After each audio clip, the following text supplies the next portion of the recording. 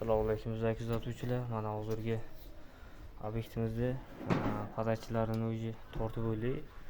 O'sha yerdan podachi kat yo'ldan chiqib keladi-yu, o'shanga yo'llanadi. Azotor qo'yilib. Bu yerga rashvetini bakka moslaganmiz. Rashvetini bakka qo'yiladi.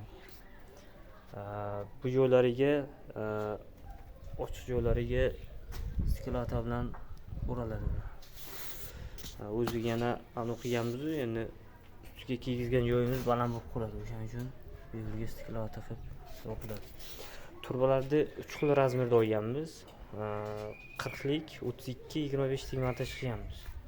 Chunki suvni taqsimlash uchun masalan samoxodga ham radiator hamma bataryalar bir xil isish uchun mana 40 lik bu yoqqa kelgan, bu yog'i 32, 25 bo'lib ketgan. Bu yoq 40, bu yog'i 25 bo'lib ketgan.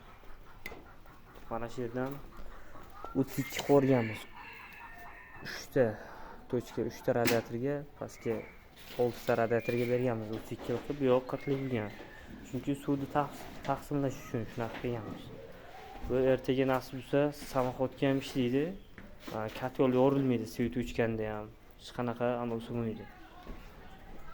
Muammo bo'lmaydi. Ertangi kunga svet o'chib qolib yoki UPS qo'yganda ham UPS qanaydir askasib qolsa, kat yo'l yoraveradi. Turbalarda ham ko'p joylar yorilishi mumkin. Erta remontdan keyin ancha qimmatga tushib ketadi.